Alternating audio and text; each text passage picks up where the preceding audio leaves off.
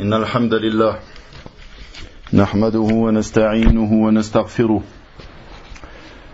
ونعوذ بالله من شرور أنفسنا ومن سيئات أعمالنا من يهده الله فلا مضل له ومن يضلل فلا هادي له وأشهد أن لا إله إلا الله وحده لا شريك له وأشهد أن محمدا عبده ورسوله يا أيها الذين آمنوا اتقوا الله حق تقاته ولا تموتن إلا وأنتم مسلمون يا أيها الناس اتقوا ربكم الذي خلقكم من نفس واحدة وخلق منها زوجها وبث منهما رجالا كثيرا ونساء واتقوا الله الذي تساءلون به والأرحام إن الله كان عليكم رقيبا يا أيها الذين آمنوا اتقوا الله وقولوا قولا سديدا يصلح لكم أعمالكم ويغفر لكم ذنوبكم ومن يطع الله ورسوله فقد فاز فوزا عظيما واعلموا يا عباد الله أن خير الحديث كلام الله وخير الهادي هادي محمد صلى الله عليه وسلم وشر الأمور محدثاتها وكل محدثة بدعة وكل بدعة ضلالة وكل ضلالة في النار أما بعد. Allah Azza wa Jal dit dans son noble livre يا أيها الذين آمنوا كتب عليكم الصيام كما كتب على الذين من قبلكم لعلكم تتقون أياما معدودات فمن كان منكم مريضا أو على سفر فعدة من أيام أخر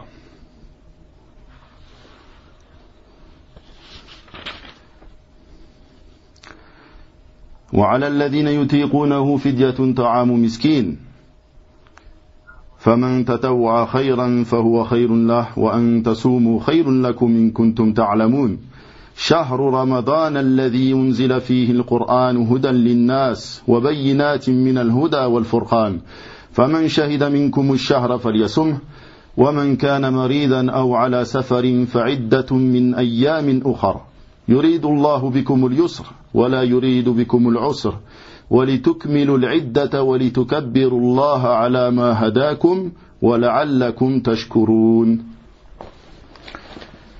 Ô les croyants, on vous a prescrit as-siyam, comme on l'a prescrit à ceux d'avant vous. Ainsi atteindrez-vous la piété. Pendant un nombre déterminé de jours, quiconque d'entre vous est malade ou en voyage devra jeûner un nombre égal d'autres jours. Mais pour ceux qui ne pourraient le supporter qu'avec grande difficulté, il y a une compensation, nourrir un pauvre. Et si quelqu'un fait plus de son propre gré, c'est pour lui. Mais il est mieux pour vous de jeûner si vous saviez. Ces jours sont le mois de Ramadan, au cours duquel le Coran a été descendu comme guide pour les gens, et preuve claire de la bonne direction et du discernement. Donc quiconque d'entre vous est présent en ce mois, qu'il jeûne. Et quiconque est malade ou en voyage, alors qu'il jeûne un nombre égal d'autres jours. Allah veut pour vous la facilité et il ne veut pas la difficulté pour vous, afin que vous complétiez le nombre, que vous en complétiez le nombre et que vous proclamiez la grandeur d'Allah pour vous avoir guidé et afin que vous soyez reconnaissants. Allah Ta'ala a donc informé que le siyam fut prescrit aux communautés précédentes comme elle le fait à cette communauté qui est la meilleure communauté. Allah Azza wa Jal dit كنتم خير أمة أخرجت للناس تأمرون بالمعروف وتنهون عن المنكر وتؤمنون بالله ولو آمن أهل الكتاب لكان خيرا لهم منهم المؤمنون وأكثرهم الفاسقون. Vous êtes la meilleure communauté sortie pour les gens. Vous ordonnez le convenable et vous interdisez le blâmable et vous croyez en Allah. Et si les gens du livre croyaient, ce serait meilleur pour eux. Il y en a qui ont la foi, mais la plupart d'entre eux sont des pervers. Al-Bukhari, rahimahullah, rapporte d'après Abu Huraira, radiyallahu anhu, qu'il a dit Kuntum khayra ummatin ukhrijat linnas, vous êtes la meilleure communauté sortie pour les hommes, c'est-à-dire vous êtes les meilleurs des gens pour les gens. Vous venez leur mettre des carcans au cou jusqu'à ce qu'ils rentrent dans l'islam. Ibn Kathir, rahimahullah, a dit ainsi a dit Ibn Abbas, Mujahid, Ikrima, Ata, Ar-Rabi' ibn Anas et Atiyya al-Awfi. Vous êtes les meilleurs des gens pour les gens. Et ceci englobe toute la communauté de Mohammed sallallahu alayhi wa sallam. Et c'est pas comme disent Jama'at al-Tablir que c'est un dalil pour le khuruj. Kuntum khayra ummatin ukhrijat lin-nas. Car ça englobe toute la communauté de Mohammed. Et le khuruj, il n'existait pas il y a avant Mohammed Ilyas.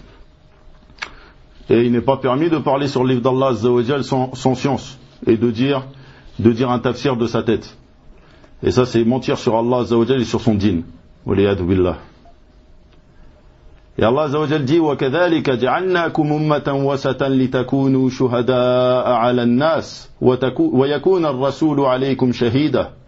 Et nous avons fait de vous une communauté de justes pour que vous soyez témoins aux gens comme le messager sera un témoin à vous. Et le siyam était légiféré, le jeûne, qu'on appelle siyam, était légiféré aux communautés précédentes. Mais Allah a donné à cette communauté le jeûne du mois de Ramadan, de son début à sa fin, 29 ou 30 jours. Car le mois lunaire est de 29 ou 30 jours. Et ça ne sort pas de ces deux nombres. Et ceci est un énorme bienfait de la part d'Allah Azza wa Jal, comme il dit dans son noble livre, لِكُلٍّ جَعَلْنَا مِنْكُمْ شِرْعَةً وَمِنْهَاجًا. À chacun de vous, nous avons assigné une législation et une voie à suivre. Et Allah Azza wa Jal dit وَمَا بِكُمْ مِنْ نِعْمَةٍ فَمِنَ اللَّهِ. Et ce qui vous arrive comme bienfait vient de la part d'Allah Azza wa Jal. Et il dit également وَإِن تَعُدُّوا نِعْمَةَ اللَّهِ لَا تُحْصُوهَا. Et si vous dénombriez les bienfaits d'Allah, et si vous comptiez les bienfaits d'Allah, vous ne pourriez les dénombrer. Et ce qui prouve également que le siyam était légiféré aux communautés précédentes, est ce que rapporte Ahmed et At-Tirmidhi d'après Al-Harith al-Ash'ari, que le prophète sallallahu alayhi wa sallam a dit, Allah ordonna à Yahya ibn Zakariya d'agir selon 5 paroles, et d'ordonner à Bani Israël d'agir selon elles. Le hadith est long et parmi ces 5 paroles il dit, et je vous ordonne le siyam, car il est semblable à un homme dans un groupe qui possède une bourse contenant du misk. Le misk, c'est ce qu'ils disent musc en français. Et le vrai mot c'est misk. Tous sont émerveillés par son odeur. Et l'odeur du jeûneur, c'est-à-dire son haleine, est plus suave auprès d'Allah que le parfum du misk.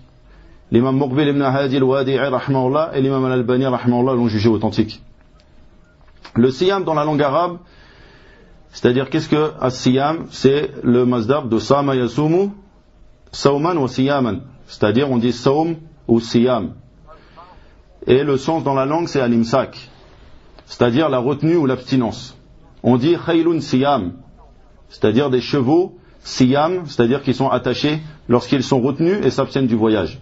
Et quant au sens dans la sharia, An-Nawawi rahimahullah dit c'est une abstinence précise, d'une chose précise dans un temps précis et de la part d'une personne précise. Et Ibn Hajar dit à la place d'une personne précise avec des conditions précises.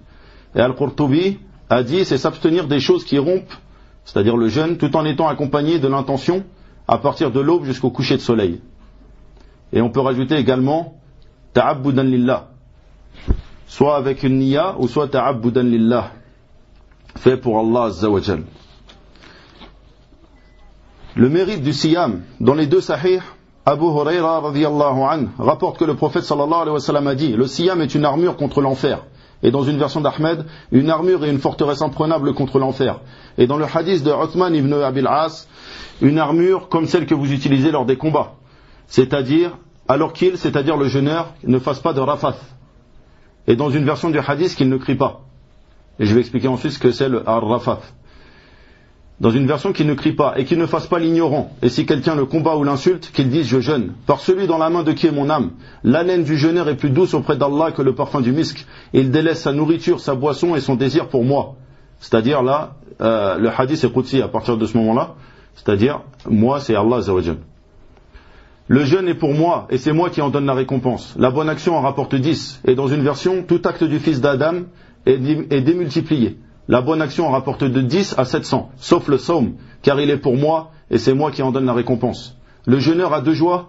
Lorsqu'il rompt, il est heureux de sa rupture et lorsqu'il rencontre son Seigneur, il est heureux de son saum. Donc al-rafath, il a été dit que c'est les rapports sexuels comme dans la parole d'Allah Azza wa Jal. Uhilla lakum laylata as-siyam ar-rafathu ila nisaikum hunna libasun lakum wa antum libasun lahun. On vous a permis la nuit d'un siyam d'avoir des rapports avec vos femmes. Elles sont un vêtement pour vous et vous un vêtement pour elles. Et ça peut vouloir signifier également les mauvaises paroles ou le fait de parler des femmes. Qu'ils ne fassent pas l'ignorant, c'est-à-dire les choses que font les gens ignorants, comme les cris et les idioties. Sa parole, le jeûne, est pour moi. Ceci car le siyam est une adoration secrète entre toi et ton Seigneur. Tu es au milieu des gens et ils ne savent pas que tu jeûnes. De ce fait, Allah Azza wa Jalla l'a différencié des autres adorations. Et d'après Ibn Mas'ud, radiyallahu anhu, que le prophète sallallahu alayhi wa sallam a dit, Ya ma'shar al-shabab, man istata'a minkum al-ba'a, falyatazawwaj, wa man lam yastati' fa'alayhi bis-sawm, fa'innahu lahu wija. Ô les jeunes, celui d'entre vous qui a les moyens, qu'il se marie. Et celui qui ne le peut, qu'il jeûne. Car c'est pour lui un wija. Al-Hafidh Ibn Hajar, rahimahullah, a dit, le wija, c'est le fait de briser les testicules, et il a été dit le fait de briser leurs veines. C'est-à-dire que le jeûne est comme, il khafaf, il diminue le désir. Donc le prophète sallallahu alayhi wa sallam a indiqué aux jeunes qui ne peuvent pas se marier de multiplier le sawm, car ça diminue le désir. La parole du prophète sallallahu alayhi wa sallam, le jeûneur a deux joies. Al-Allam al-Uthaymin, rahimahullah, dit, la première est lorsqu'il rompt. Il est heureux pour deux choses. La première est qu'il a accompli une obligation pour Allah. Et Allah lui a octroyé ce bienfait. Et combien de personnes dans les tombes voudraient jeûner un seul jour et ne le peut? Car le mort, il désirait rajouter des œuvres. Une salat ou un jour de sawm. Mais il ne le peut pas. Il est dans le bazar jusqu'à Yom al-Qiyamah. Et celui-ci, Allah lui a donné ce bienfait et il a jeûné. Ceci est un bienfait. Combien de gens commencent un sawm et ne le terminent pas? Ainsi, lorsqu'il rompt, il est heureux car il a accompli une obligation d'Allah, et il est heureux pour une autre chose, qui est qu'Allah lui a rendu licite ce qui s'accorde à sa nature comme nourriture et boisson et rapports sexuels après qu'ils lui furent interdits. Donc ce sont les deux choses pour lesquelles il est heureux lors de sa rupture. Et lorsqu'il rencontre son Seigneur, c'est-à-dire Yom al-Qiyamah, il est heureux car Allah Azza wa Jalla lui donne sa récompense. Et d'après Hudhayfa, le prophète sallallahu alayhi wa sallam a dit, Fitnatul rajul fi ahlihi wa malihi wa jarih tukaffiruha as-salah wa as-siyam wa as-sadaqa muttafaqun alayh. La fitna de l'homme dans sa famille, ses biens et son voisin sont expiés par la salat, le siyam et la sadaqa, c'est-à-dire l'aumône. An-Nawawi rahimahullah a dit, le sens de cela est que de par l'exagération de son amour pour eux et du fait qu'il s'occupe d'eux, il délaisse beaucoup de biens. Comme Allah Azza wa Jalla a dit, Innama amwalukum wa auladukum fitna. Vos biens et vos enfants ne sont qu'une fitna, ne sont qu'une tentation, un trouble. Ou bien à cause du fait qu'il a dû laisser aller au niveau de leurs droits. Et Allah Azza wa Jalla dit, Innal hasanati yudhibna as-sayyi'at. Les bonnes actions font partir les mauvaises. Et d'après Sahl, le prophète sallallahu alayhi wa sallam a dit, il y a au paradis une porte nommée Ar-Rayyan. Les jeûneurs y entreront le jour du jugement, aucun autre qu'eux n'y entrera. On dira, où sont les jeûneurs? Et ils iront. Aucun autre qu'eux n'y entrera. Lorsqu'ils seront entrés, elle sera fermée et plus personne n'y passera. Muttafaqun alayh. Et ça, cette porte, c'est pour ceux qui multiplient le sawm. C'est-à-dire même en dehors de Ramadan. De la même façon qu'il y a une porte pour les prières, c'est-à-dire ceux qui multiplient la salat. Et également, dans les deux sahih, d'après Abu Huraira, radiyallahu anhu, que le prophète sallallahu alayhi wa sallam a dit, Man sama Ramadan imanan wa ihtisaban ghufira lahu ma taqaddama min dhanbih. Celui qui jeûne Ramadan avec foi et en espérant la récompense, il lui est pardonné ses péchés antérieurs. Et il a dit également, d'après Abu Huraira, dans les deux sahih, Idha ja'a Ramadan futihat abwabul jannah wa ghulliqat abwabun nar wa suffidat ash-shayatin. Lorsque vient Ramadan, les portes du paradis sont ouvertes et les portes de l'enfer sont fermées et les diables sont enfermés, sont enchaînés. Et les ulama, ils ont dit, les portes du paradis sont ouvertes et les portes de l'enfer fermées à cause de la multiplication de biens dans ce mois et le peu de mal qui s'y trouve. Et quant aux diables qui sont enchaînés, ils ont dit également, ce sont les maradas, les diables rebelles, les pires d'entre eux. Le jugement du sawm de Ramadan, le jeûne du mois de Ramadan est un des piliers de l'islam, comme le rapporte Al-Bukhari et Muslim d'après Ibn Umar radiyallahu anhu, que le prophète sallallahu alayhi wa sallam a dit, Bunya al-Islam ala khams, shahadati an la ilaha illallah, wa anna Muhammadan Rasulullah, wa iqami salah, wa ita'i zakah, wa al-hajj, wa sawmi Ramadan. L'islam est bâti sur 5 piliers. Le témoignage qu'il n'y a de divinité digne d'adoration à part Allah, et que Mohammed est le messager d'Allah. L'accomplissement de la salah, l'acquittement de la zakah, le hajj et le jeûne de Ramadan. Et également dans les deux sahih d'après Talha ibn Ubaydillah, qu'un bédouin va interroger le prophète sallallahu alayhi wa sallam sur l'islam. Et parmi ce que le prophète sallallahu alayhi wa sallam lui dit, wa sawm Ramadan, et le jeûne du mois de Ramadan. L'homme dit, hal alayya ghayru, est-ce que autre que lui mais obligatoire? Le prophète sallallahu alayhi wa sallam répondit, la illa an tatawwa, Non, à part si tu veux faire de toi-même. Donc ça c'est ce qui est obligatoire au niveau du jeûne, c'est le jeûne du mois de Ramadan. Et la communauté est unanime sur l'obligation de jeûner le mois de Ramadan, et que celui qui conteste son obligation est mécréant. Celui qui nie le caractère obligatoire du mois de Ramadan, le fait de jeûner que c'est obligatoire, celui-là c'est un kafir. Celui qui alladhi yunkir hada al-wujub. Le jugement de celui qui délaisse. Al-Allama al-Uthaymin dit, les savants ont divergé au sujet de celui qui le délaisse par paresse. Est-il mécréant ou pas? Et l'avis juste est qu'il ne l'est pas. Et que la personne ne devient mécréante qu'en délaissant parmi les piliers de l'islam les deux shahada ou la salah. Fin de citation. Et j'en profite pour parler de le sujet de tark salah. Celui qui délaisse la salah. Celui qui délaisse la salah, il est mécréant et il sort de l'islam selon l'avis juste. Et la preuve c'est le hadith Jabir dans Muslim que le prophète sallallahu alayhi wa sallam a dit bayna ar-rajul wa bayna ash-shirki wal kufr tarku as-salah. Entre l'homme et le polythéisme et la mécréance, il y a l'abandon de la salah. Et dans les sunan, d'après Buraïda, que le prophète sallallahu alayhi wa sallam a dit al-ahdu alladhi baynana wa baynahum as-salah faman tarakaha faqad kafar. Le pacte qu'il y a entre nous et eux est la salah. Donc quiconque la délaisse a mécru. C'est-à-dire entre nous les musulmans et eux les mécréants. C'est la salah. Donc celui qui la délaisse, il passe du côté des musulmans au côté des kuffars. Waliyadu billah. Et At-Tirmidhi rapporte, avec une chaîne authentique, que Abdullah ibn Shaqiq al-Uqayli, qui est un tabi'i, a dit كان أصحاب محمد صلى الله عليه وسلم لا يرون شيئا من الأعمال تركه كفر غير الصلاة. Les compagnons du prophète sallallahu alayhi wa sallam ne voyaient pas d'actes dont le délaissement est de la mécréance à part la salah. Et parmi ces shuyukh cités dans Tahdhib al-Tahdhib, il y a Omar ibn Khattab et son fils Abdullah, Uthman ibn Affan, Ali ibn Abi Talib, Aïcha ibn Abbas, Abu Huraira et Abu Dhar, parmi les sahaba de qui il a pris la science. Et ceux-là, ils voyaient que c'était de la mécréance. Donc, la personne qui délaisse la salah, il doit faire tawbah et revenir à l'islam, et revenir aux deux shahada et à accomplir la salah. Et Allah Azza wa Jal yatoub ala man toub. Allah il accepte le repentir celui qui se repent avant que il soit dans les affres de la mort ou que ce soit l'heure. Est-il permis d'utiliser les calculs pour le siyam de Ramadan? Donc ça, cette masala, on a vu qu'en France, ils ont voulu utiliser les calculs pour déterminer le premier jour de Ramadan.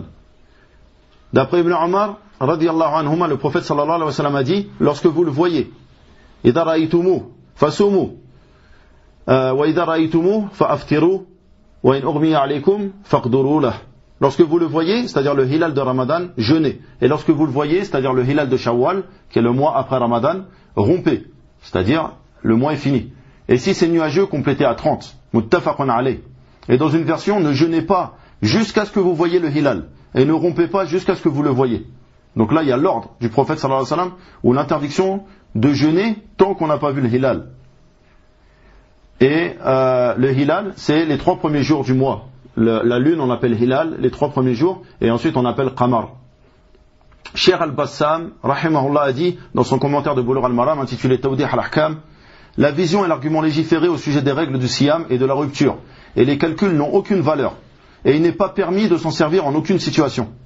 Cheikh al-Islam ibn Taymiyyah a dit, rahimahullah, aucun doute qu'il a été établi par la sunna authentique et les athar des compagnons qu'il n'est pas permis de s'appuyer sur les calculs par les étoiles, et celui qui le fait est d'une part égaré dans la sharia, innovateur dans la religion, et d'autre part peut se tromper du point de vue de la raison et de la science des calculs, car les astronomes savent que la vision ne se calcule pas et qu'elle change suivant les élévations des lieux et d'autres choses.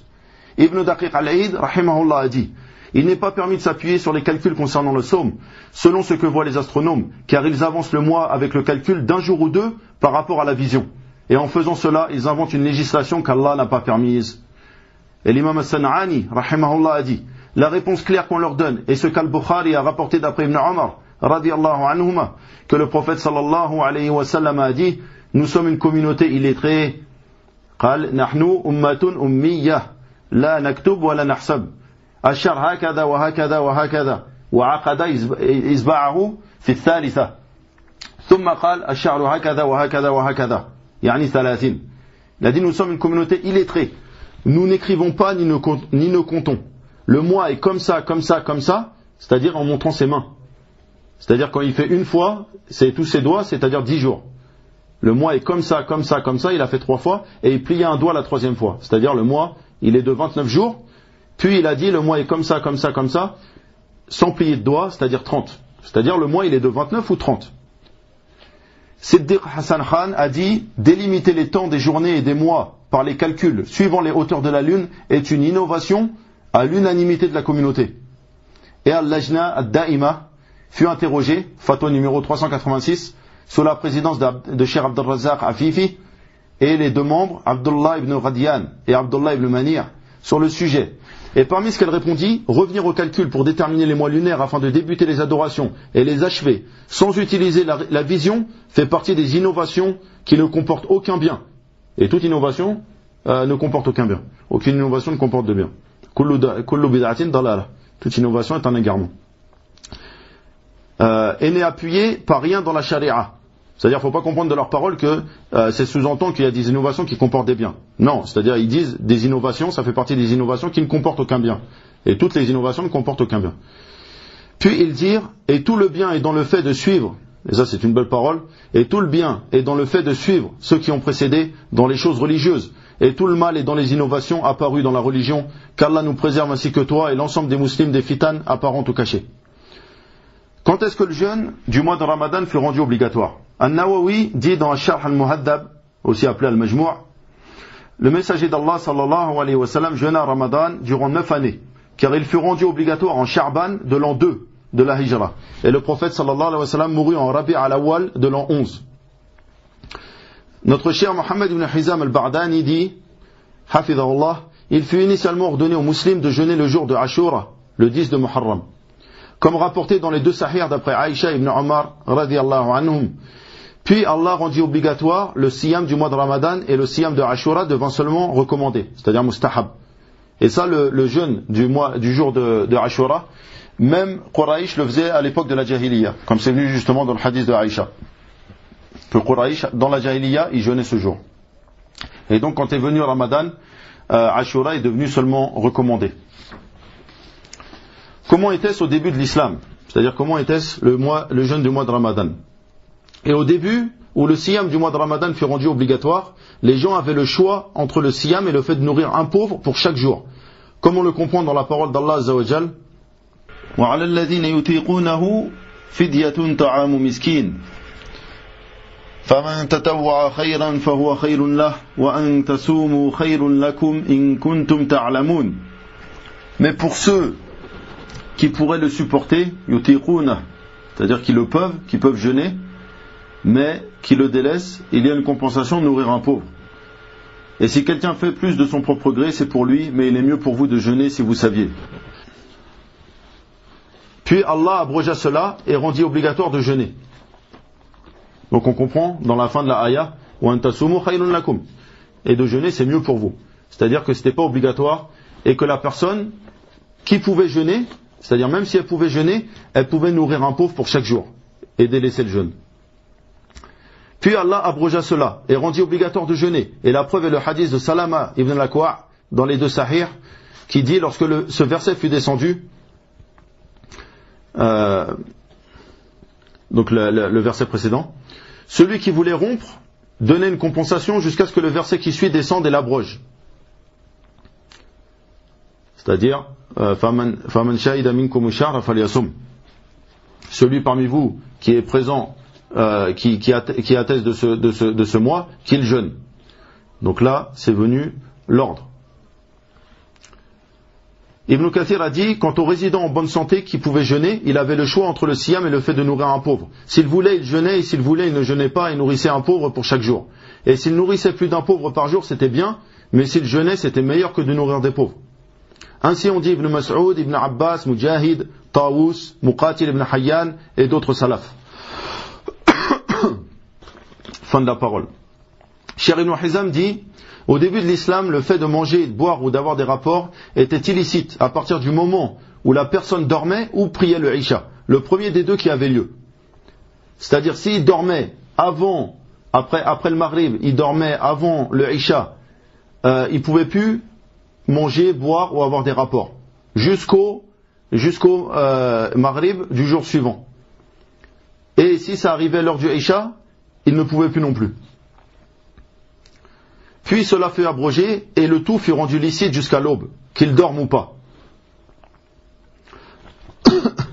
Et cela, ça compte parmi les mérites des Sahaba, radiyallahu anhum, qui sont les meilleurs de cette communauté, et ils ont agi avec des choses de la charia que plus personne après eux ne pourra faire, car ça a été abrogé. Donc ce dont on parle. La preuve de cela est le hadith d'Al-Bara ibn Azib, radiyallahu anhu, rapporté par Al-Bukhari, où il dit: lorsque l'un des compagnons du prophète sallallahu alayhi wa sallam jeûnait et que l'iftar était apporté mais qu'il s'endormait avant de rompre, il ne pouvait pas manger durant la nuit ni la journée d'après jusqu'à l'autre coucher du soleil.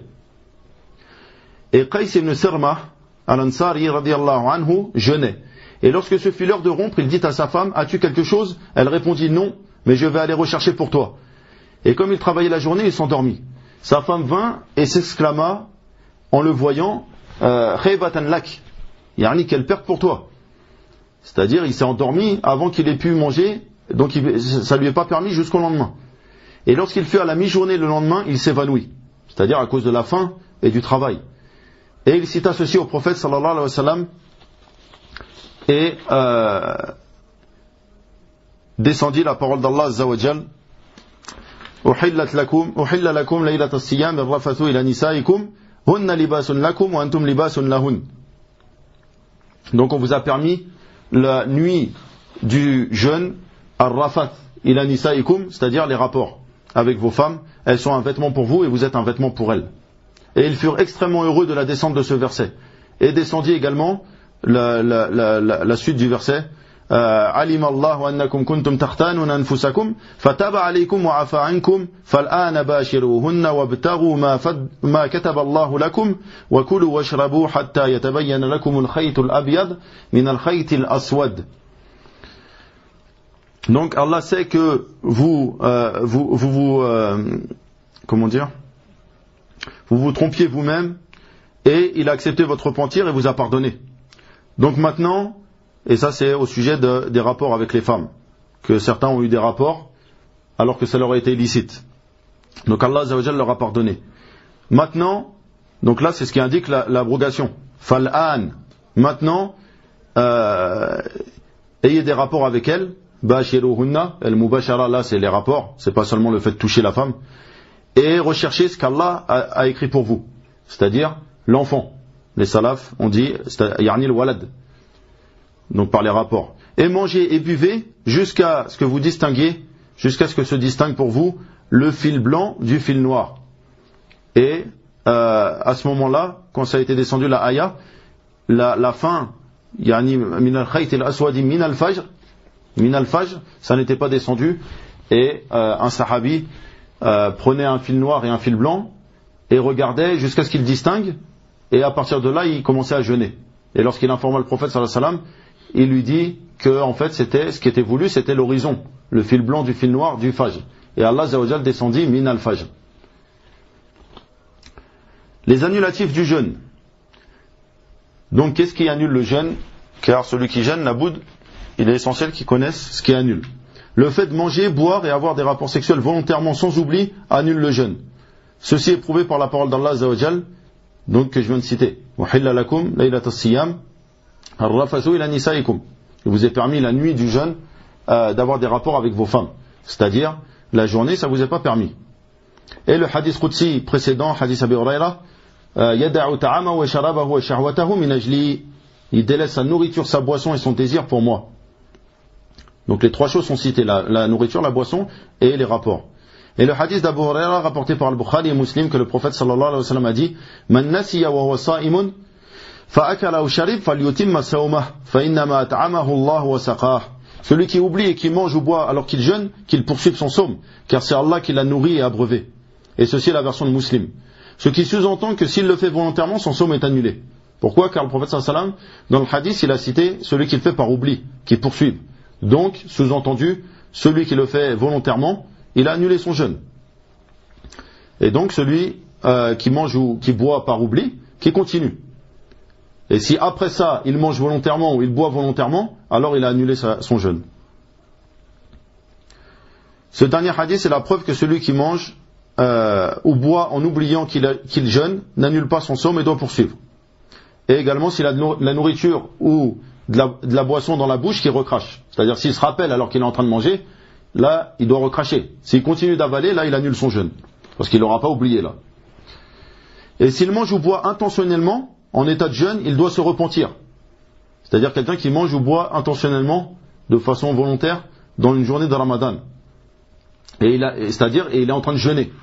C'est-à-dire il n'est pas voyageur ou autre. Il doit se repentir et ne rattrape pas ce jour. Il n'a pas de rattrapage à faire. Pourquoi? Car il a annulé intentionnellement sans excuse.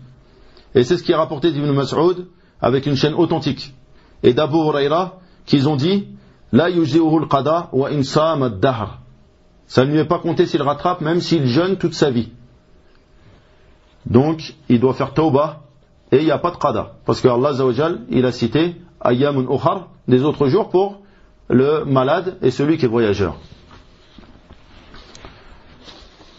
Celui qui a un rapport sexuel durant la journée de Ramadan. D'après Abu Huraira, radiyallahu anhu, un homme va au prophète sallallahu alayhi wa sallam et lui dit Ô messager d'Allah, j'ai péri, halaktu. Et lui dit Ma halakak, qu'est-ce qui t'a fait périr? Il répondit Waqa'tu ala imra'ati fi Ramadan. Wa fi riwaya wa ana sa'im. Il répondit J'ai eu un rapport avec ma femme en Ramadan et dans une version alors que je jeûnais. Le prophète sallallahu alayhi wa sallam lui demanda As-tu un esclave? Il répondit non. Il demanda Peux-tu jeûner 2 mois successifs? Il répondit non. Il demanda Peux-tu nourrir 60 pauvres? Il répondit non. Et l'homme s'assit. Il fut apporté au prophète sallallahu alayhi wa sallam un seau de dattes et le prophète sallallahu alayhi wa sallam lui dit Prends ceci et fais-en l'aumône. L'homme dit plus pauvre que moi au messager d'Allah, par Allah il n'y a pas plus pauvre que moi entre ces 2 montagnes, c'est-à-dire Al-Medina. C'est-à-dire il dit il n'y a pas plus pauvre, par Allah, Wallah c'est moi le plus pauvre d'Al-Medina. Le prophète sallallahu alayhi wa sallam sourit et lui dit nourris-en ta famille. Muttafaqun alayh. Donc ce hadith prouve que celui qui fait cet acte dans la journée de Ramadan alors qu'il jeûne doit expier par une de ces 3 choses, ce qu'on appelle kaffara en arabe. Donc l'expiation. Et c'est dans l'ordre. À la sahih, yani la vie juste, c'est qu'il y a l'ordre à respecter. C'est-à-dire la personne qui a un esclave, il doit libérer un esclave. S'il ne peut pas, il doit jeûner 2 mois successifs. S'il ne peut pas, alors il doit nourrir 60 pauvres.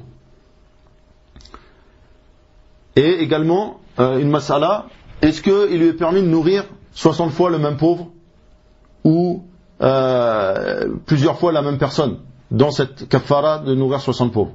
Et la vie juste, c'est qu'il ne lui est pas permis. Car dans le hadith, le prophète sallallahu alayhi wa sallam a dit Fa'al tastati' an tut'ima sittina miskina. Est-ce que tu peux nourrir 60 pauvres? Donc, ça indique qu'il y a 60 personnes. Et celui qui a dit qu'il était permis de nourrir plusieurs fois la même, c'est Abu Hanifa. Et Al-Haq, la vérité, c'est dans l'autre avis. Et il n'a pas rattrapé ce jour s'il jeûnait et a eu ce rapport intentionnellement sans oubli, mais il fait tawbah et s'acquitte de la kaffara. S'il a un rapport en oubliant qu'il jeûne, il y a 3 avis sur le sujet et le plus juste est qu'il n'y a rien sur lui, et c'est la parole de Mujahid, Al-Hassan Al-Shafi'i, Ahmed Ishaq, Yani Ibn Rahaway, et Ahmed c'est l'imam Ahmed, Daoud Al-Zahiri, Ibn al-Mundir et d'autres. Et c'est ce qu'a choisi Ibn Abd al-Barr et Cheikh al-Islam Taymiyyah par rapport au hadith de celui qui mange ou boit par oubli. C'est-à-dire ils ont fait le qiyas, l'analogie, que c'est la même chose. S'il a eu un rapport par oubli, c'est comme s'il a mangé par oubli. Le fait que le mani, c'est-à-dire le sperme, sorte durant la journée de Ramadan. Si le mani sort intentionnellement, c'est-à-dire par exemple la masturbation, est-ce que ça rentre dans l'interdiction du rapport sexuel ou pas? Si le mani sort intentionnellement, il a annulé son sawm et doit se repentir. Et si ce n'est pas intentionnel, alors ça n'annule pas. C'est-à-dire si ça sort sans sa volonté, sans qu'il ait fait rien, qu'il n'ait pas fait de cause pour que ça sorte. La majorité des savants sont d'avis que cela annule le sawm. Parmi eux, Malik, Al-Shafi'i et Ahmed. Leur dalil est le hadith précédent. C'est-à-dire ça, la majorité sont d'avis que ça annule le sawm s'il le fait intentionnellement. Le hadith précédent, il délaisse sa nourriture, sa boisson et son désir pour moi. Et ceci rentre dans le désir. Et c'est l'avis parmi les contemporains d'Al-Allama ibn Baz et Al-Allama ibn al-Uthaymin, rahimahumallah. Et Ibn Hazm, al-Dhahiri, voit que ça n'annule pas. Car aucun texte, il dit, aucun texte n'est venu prouver que ça annulait. Et c'est l'avis d'As-San'ani, Al-Albani, et c'est ce qui apparaît dans les paroles de Cheikh Mourbil. Et ça, c'est pas juste. Parce qu'il n'y a aucun texte, on dit ici, il y a le hadith d'Abi Huraira dans les deux sahih. Il y a da'u shahwatahu, il délaisse son shahwa. Et ça, c'est un shahwa. Ça rentre dedans. Et Al-Shawkani dit dans As-Sayl al-Jarrar, si le jeûneur provoque l'éjaculation, son somme est invalide. Et s'il ne le fait pas par une cause particulière, mais que le mani sort directement à cause d'un désir, ou lorsqu'il regarde ce qui lui est permis de regarder, tout en ignorant que cela lui causera cette éjaculation, alors son somme est valide, et ce n'est pas pire que de manger par oubli. Donc voilà, celui qui fait intentionnellement et qui cause ça, alors il a annulé son jeûne. Et il doit faire tauba, et il n'a pas la kafara à faire de celui qui a eu un rapport. Car la kafara, elle est spécifique à celui qui a un rapport pendant Ramadan. Sujet, la nourriture qui est mise dans la bouche. C'est-à-dire, comme goûter, une cuisson ou un assaisonnement. Est-ce que c'est permis? Et l'avis juste, c'est que c'est permis. Quand il y a un besoin. Comme par exemple quand on cuisine. Et c'est détestable lorsque c'est fait sans besoin. Et c'est l'avis d'Ash-Shafi'i et Ahmed. Et également, on dit que lorsqu'il fait, il doit recracher. Et c'est pas grave qu'il reste le goût dans la bouche. Car c'est comme la madmada. Les savants voient que c'est rien s'il fait madmada. Et de toute façon, c'est obligatoire. Parce que la personne, il fait wudu, par exemple, pour la salat, il fait madmada. Donc ça, c'est de l'eau qui rentre dans sa bouche. Et après, il la recrache. Donc c'est la même chose. Masala, la morve. C'est-à-dire, ce qui coule du nez. Si elle est avalée sans atteindre la bouche, ça ne rompt pas le sawm à l'unanimité, comme l'a cité An-Nawawi, rahimahullah. C'est-à-dire, il y a l'unanimité sur le fait que si ça coule directement du nez et ça rentre dans le ventre sans que ça touche la bouche, alors ça n'annule pas. Et si elle atteint la bouche, il y a deux avis. Et le plus juste est que ça ne rompt pas, et c'est l'avis de Cheikh Mourbil et Cheikh Al-Uthaymin. Car elle n'est pas sortie de la bouche et n'est pas considérée comme étant une nourriture ou une boisson. Et on dit, il est plus sûr de cracher. À l'ahwat, ce qui est plus sûr, c'est de cracher. Et Cheikh Ibn Baz, rahimahullah, il voit que ça annule. Si ça atteint la bouche et qu'il avale, il voit qu'il annule son jeûne. Les piqûres et les perfusions. Qu'en est-il des piqûres et des perfusions durant la journée? Si le produit injecté nourrit, comme par exemple le glucose, alors ça annule, et sinon non. Si c'est pas quelque chose qui nourrit le corps, alors ça n'annule pas. L'éructation ou régurgitation, ce qu'on appelle en arabe al-qals. Donc ça c'est pas le vomi, c'est juste le fait qu'il y a une partie de la nourriture qui remonte dans l'œsophage. Si la nourriture retourne à l'estomac sans qu'il le veuille, le sawm n'est pas annulé. Et s'il le ravale intentionnellement, c'est annulé. Et c'est l'avis d'Ahmed et d'Ibn Hazm. C'est-à-dire il doit recracher. Si ça atteint sa bouche, et il doit recracher. La cigarette, ça annule, comme l'a affirmé Al-Allama Al-Uthaymin rahimahullah, car des parties rentrent dans l'estomac. Et ils ont dit, les savants, la preuve c'est que celui qui fume, il a l'estomac qui est noir. Et également, on dit que la cigarette, c'est haram. C'est haram, que ce soit en Ramadan ou en dehors de Ramadan. Et le musulman, il doit délaisser ça. Et c'est parmi les ruses de shaitan et des koufars pour abîmer l'individu. Et on sait tous que ça apporte que des maladies. Et le fumeur lui-même, il sait que ça apporte que des maladies. Mais il continue. Waliyadu billah. Donc, au musulman, il lui est obligatoire de délaisser ça. Car Allah Azza wa Jalla dit, Wala tulqu bi'aydikum ila tahluka. Et ne vous jetez pas de vos propres mains dans la perdition. Et le prophète sallallahu alayhi wa sallam dit, La darar wa la dirar. Il n'y a pas de mal, c'est-à-dire pour toi ou pour autre que toi. Et Allah Azza wa Jalla dit, Wala taqtulu anfusakum, inna Allaha kana bikum rahima. Et ne vous tuez pas vous-même, Allah est miséricordieux envers vous. Donc il n'est pas permis de se tuer soi-même avec la cigarette. Et de causer sa propre perte. Waliyadu billah. Mais l'être humain, il a été créé pour adorer Allah Azza wa Jalla. Wa ma khalaqtul jinna wal insa illa liya'budun. Et j'ai créé les djinns et les hommes que pour qu'ils m'adorent. Et il n'a pas été créé pour perdre son corps ou perdre sa vie avec une cause futile. Qu'en est-il de la vaporisation, le vaporisateur pour les asthmatiques? ça n'annule pas, comme l'a affirmé Al-Uthaymin, rahimahullah, car ce n'est pas une nourriture et ça n'atteint pas l'estomac. C'est-à-dire ça atteint que les poumons. Al-ihtilam, c'est-à-dire l'éjaculation lors du sommeil.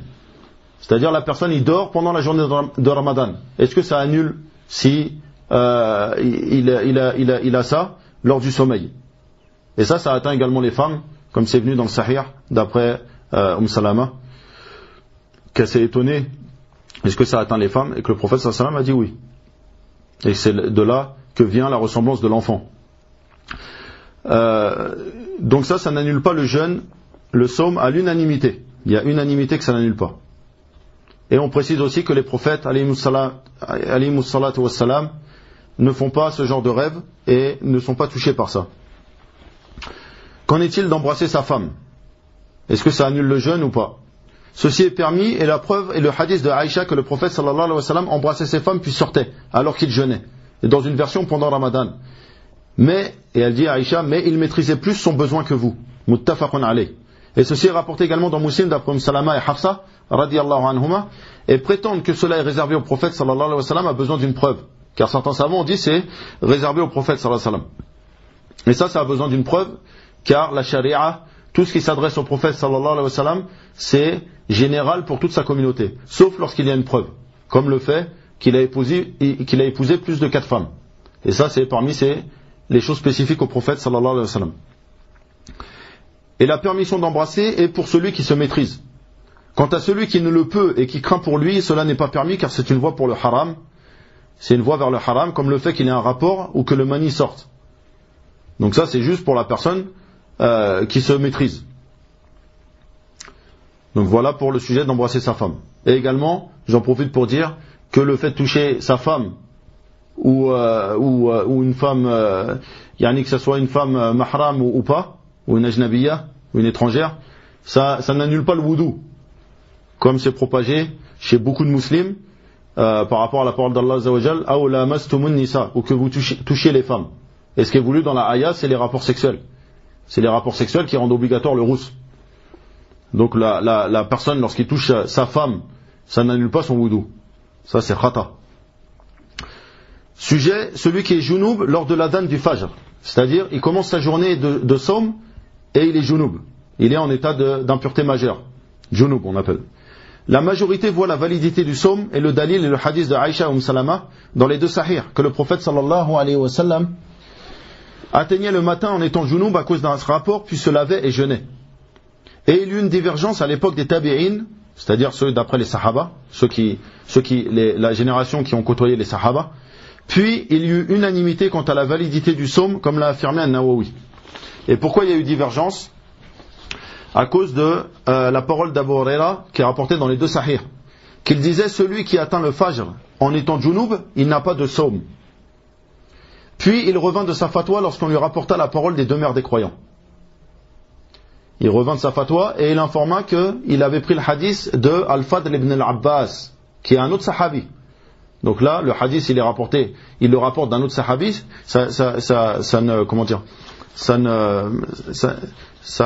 peu importe. Ça ne cause pas de tort. Certains savants, donc après ils ont expliqué ce hadith, certains savants ont vu la prédominance du hadith de Aïcha et Salama. Certains ont vu qu'il est muqaddam, le hadith des deux mères des croyants. Et d'autres ont vu que le hadith d'Al-Fadl était abrogé. Certains ont dit il est mansour, le hadith d'Al-Fadl ibn al-Abbas. C'est-à-dire que c'était au début et qu'après ça a été abrogé. Sujet, si le jeûneur a une éjaculation en dormant la journée de Ramadan. Donc ça on l'a vu, il n'y a rien sur lui et il poursuit son jeûne car le qalam est levé pour celui qui dort. Comme dans le hadith, refaire le qalam en thalatha. Et il a cité le qalam, c'est-à-dire des actes, des bons actes et des mauvais, est relevé pour 3 personnes. Et il a cité an-na'im hatta yastayqid, celui qui dort jusqu'à ce qu'il se réveille. La hijama, donc la hijama c'est la saignée, c'est le fait de faire sortir du sang par aspiration du corps à certains endroits du corps. Donc pour retrouver la santé. Bi'idnillah. La majorité sont d'avis que ça n'annule pas. Et c'est l'avis de Malik et d'Ash-Shafi'i. Et c'est rapporté parmi les sahaba de Ibn Mas'ud, avec une chaîne faible. C'est rapporté également de Ibn Omar avec une chaîne authentique. Et d'Ibn Abbas, Anas et Abu Saïd al-Khudri avec des chaînes authentiques. Et également rapporté de Salama mais avec une chaîne faible. Al-Bukhari, rahimahullah, rapporte d'après Ibn Abbas que le prophète sallallahu alayhi wa sallam subit une hijama alors qu'il jeûnait. Donc là, le prophète sallallahu alayhi wa sallam, il a subi une hijama et il jeûnait. Donc ça montre que c'est permis. Et dans le Bukhari également, Anas fut interrogé, Anas ibn Malik, le sahabi, fut interrogé, c'est-à-dire par les tabi'in. Détestiez-vous la hijama pour le jeûneur? C'est-à-dire, détestiez-vous à l'époque du prophète sallallahu alayhi wa sallam la hijama pour le jeûneur? Il répondit non, si ce n'est à cause de la faiblesse. C'est-à-dire, on détestait juste par rapport au fait, à la faiblesse que ça engendre. Et le deuxième avis est que ça annule, et c'est l'avis d'Ahmed et Ishaq ibn Rahaway, et c'est rapporté de Ali, mais la chaîne est faible. Et leur preuve est le hadith de Thawban avec une chaîne authentique. Chez Ahmed et Abu Daoud, que le prophète sallallahu alayhi wa sallam a dit Aftar al-hajim wal-mahjoum. Celui qui fait la hijama et celui qui l'a subi ont tous les deux rompu leur jeûne. Et ça, c'est un hadith authentique. Al-Shawkani, rahimahullah, a dit, après avoir cité la divergence, on unit les hadiths en disant que la hijama est détestable pour celui qu'elle affaiblit. Et la karaha, c'est-à-dire le caractère détestable, augmente si la faiblesse engendrée le conduit à rompre le jeûne. Donc on dit juste que c'est makruh, c'est détestable pour celui qu'elle affaiblit. Et ça augmente si ça le conduit à rompre le jeûne. Et elle n'est pas détestable pour celui que ça n'affaiblit pas, et de toute façon, il est préférable de délaisser la hijama lorsqu'on jeûne. Fin de citation. Donc l'imam al-Shawkani, comme il dit, il est préférable de délaisser à la base la hijama pour le jeûneur. Et il fait la hijama après le maghrib. Il fait durant la nuit.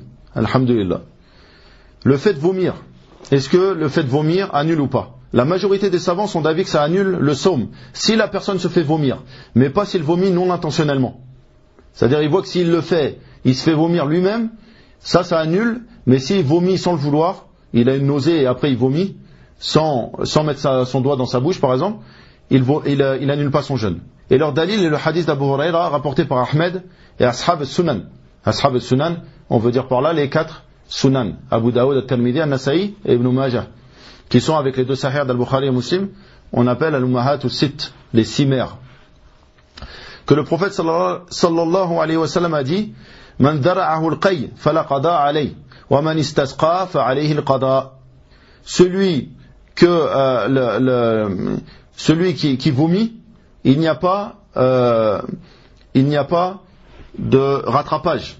Et celui qui se fait vomir, alors il doit rattraper. Donc ça, c'est un hadith qui semble authentique, mais les imams du hadith l'ont jugé mu'al, c'est-à-dire avec une illa, qui est une faiblesse cachée. Parmi eux, Al-Bukhari, Ahmed et Ad-Darimi. Donc le hadith, s'il était authentique, ça serait un texte clair sur la différence entre celui qui vomit et celui qui se fait vomir. Que celui qui se fait vomir, il doit rattraper, et quant à celui qui vomit simplement, non. Mais le hadith est faible, il est mu'al. Le hadith d'Abu Darda et Thawban. Donc qu'est-ce qu'ils ont également comme preuve? Le hadith d'Abu Darda et Thawban, que le prophète sallallahu alayhi wa sallam vomit, puis rompit son jeûne. Il a vomi et il a rompu. Rapporté par Abu Daoud et d'autres, et il est dans Sahih al-Musnad de Sharmurbil. Et il a été rapporté avec les termes se fit vomir, mais c'est shad. C'est-à-dire ça a été rapporté que le prophète sallallahu alayhi wa sallam se fit vomir intentionnellement, puis rompit son jeûne.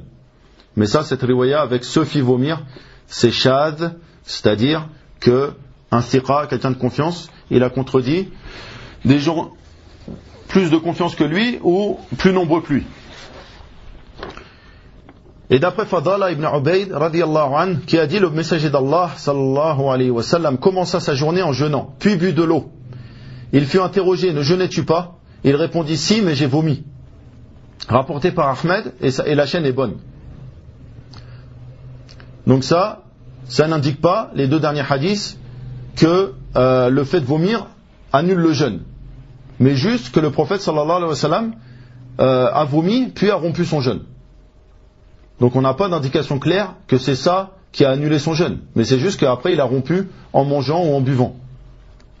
Donc l'avis juste, c'est que le fait de vomir n'annule pas le jeûne, que ce soit volontaire ou pas. Car il n'y a pas de preuve claire et authentique.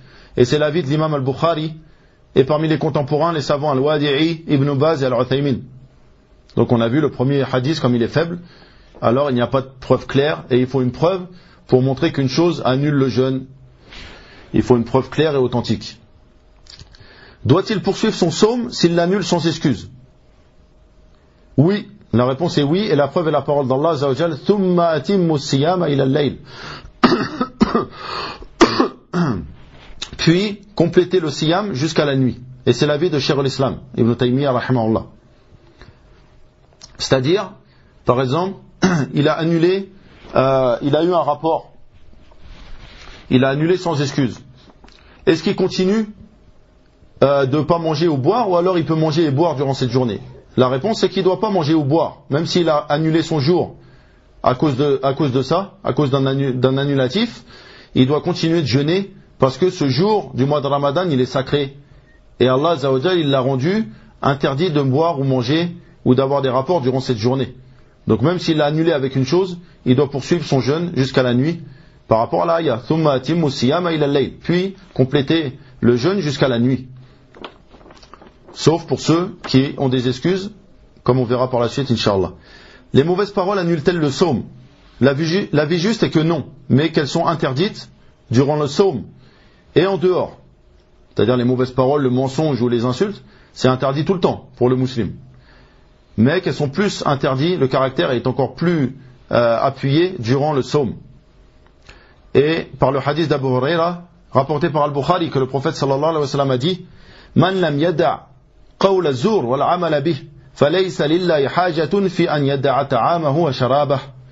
Celui qui ne délaisse pas la parole de zur, c'est-à-dire le kadhib, le mensonge, et le fait d'agir avec, Allah n'a pas de besoin qu'il délaisse sa nourriture et sa boisson. Et ça n'indique pas que Allah Azza wa Jal a besoin de quelque chose. Mais Allah Azza wa Jal, il n'a aucun besoin. Ya ayyuhannas antumul fuqara'u ila Allah wallahu wal ghani al hamid. Ô gens, vous êtes les pauvres envers Allah et Allah est le riche et le digne de louange. Mais que il n'a pas de besoin qu'il délaisse le ta'am et sharab, yani il diminue sa récompense. Et c'est comme dans la parole d'Allah Azza wa Jal, lillahi al-amru min qabl wa min ba'd. Allah Azza wa Jal appartient l'ordre d'avant et après. Et Allah Azza wa Jal dit également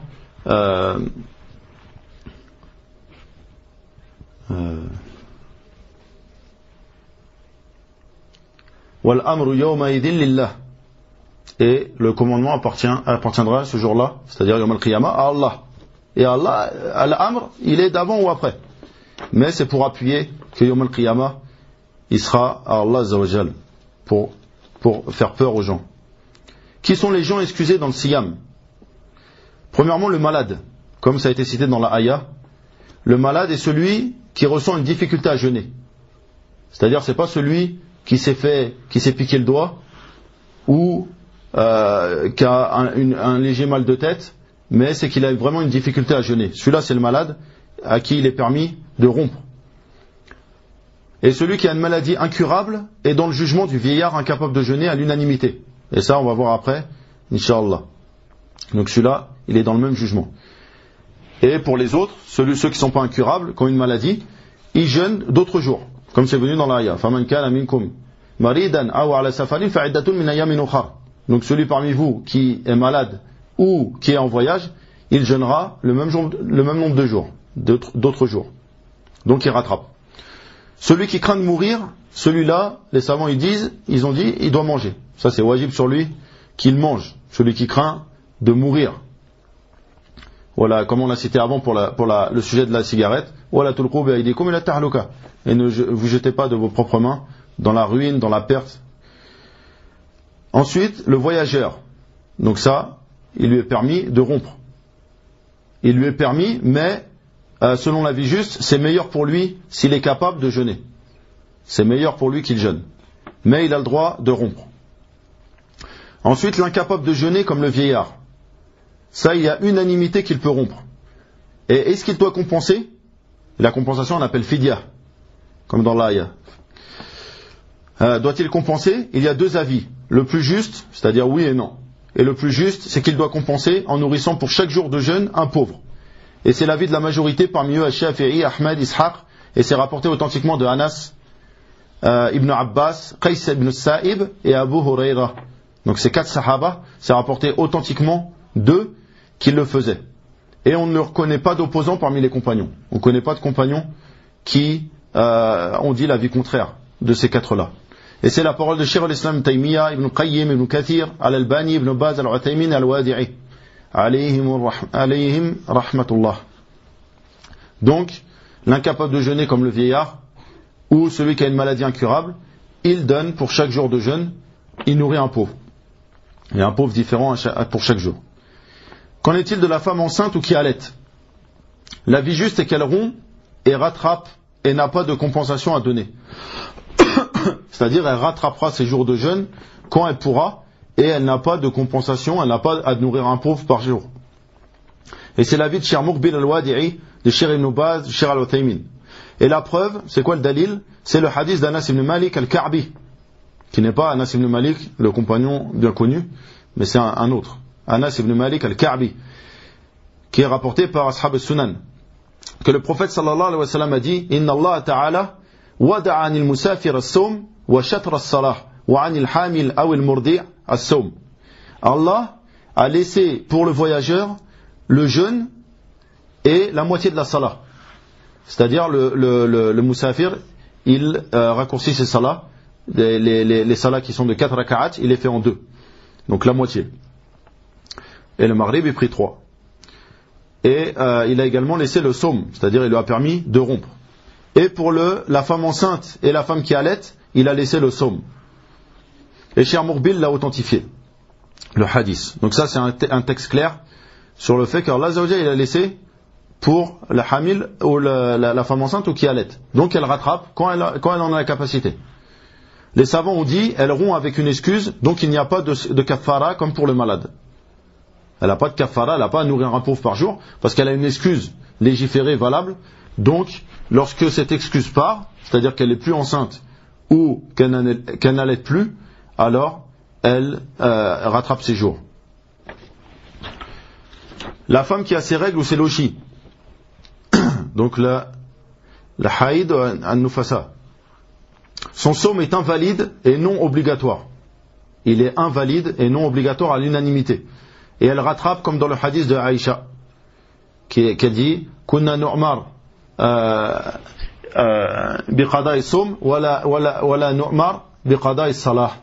On nous ordonnait de rattraper le sawm, c'est-à-dire les jours loupés à cause des règles ou des lochis, et on ne nous ordonnait pas de rattraper la salah. Le fou, il n'a pas à rattraper s'il perd la raison, même pendant plusieurs jours, et c'est l'avis de la majorité.